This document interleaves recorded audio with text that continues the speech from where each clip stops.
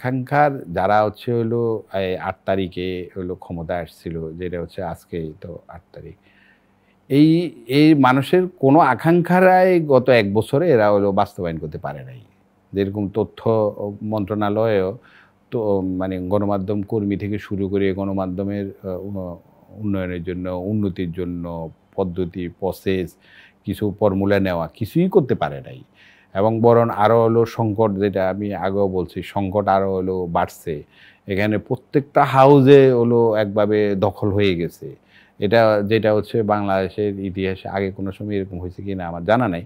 কিন্তু এবার প্রত্যেকটা হাউস মানে এই যে আজকে আমরা গত ১ সপ্তাহ থেকে জানি যে জনকণ্ঠের মতো পত্রিকা মালিককে যে পত্রিকার প্রকাশক হচ্ছে হলো একটা পত্রিকার মালিক, আর একটা গ্রুপ থাকে, একটা ডিরেক্টরশিপ থাকে।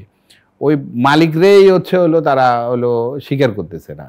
হলো তাদের হলো ওখানে তারা নিজেরা এডিটোরিয়াল নিজেরা ভোট কইরা হচ্ছে হলো পত্রিকা চালানোর চেষ্টা করছে এবং অনেকগুলো পত্রিকা টেলিভিশন এই সংকটের দিকে চলে গেছে। এই সমস্ত বিষয়ে তথ্য মন্ত্রণালয় থেকে কোনো ধরনের উদ্যোগ প্রচেষ্টা তো তারা নিতে পারে নাই, নেয় নাই।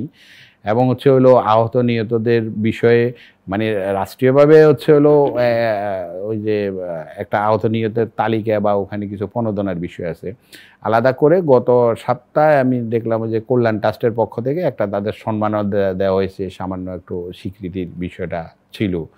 কিন্তু সার্বিক অর্থে যে হলো গণমাধ্যম কর্মীদেরকে হলো এই অভ্যুত্থানে ভূমিকা রাখার জন্য যে একটা ভূমিকা রাখার জন্য যে তাদের জন্য করণীয় সেটা, এটা আসলে হয় নাই। আমাদের তথ্য মন্ত্রণালয় সেটা করতে পারে নাই, করে নাই।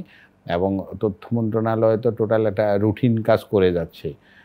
তারা একটা গণমাধ্যম সংস্কার কমিটি করলো। সেই সংস্কার কমিটিও এমন কিছু প্রস্তাব, এমন কিছু বক্তব্য এখানে হাজির করছে যেটা আসলে গণমাধ্যমের পক্ষের স্বার্থের কোনো বিষয় না।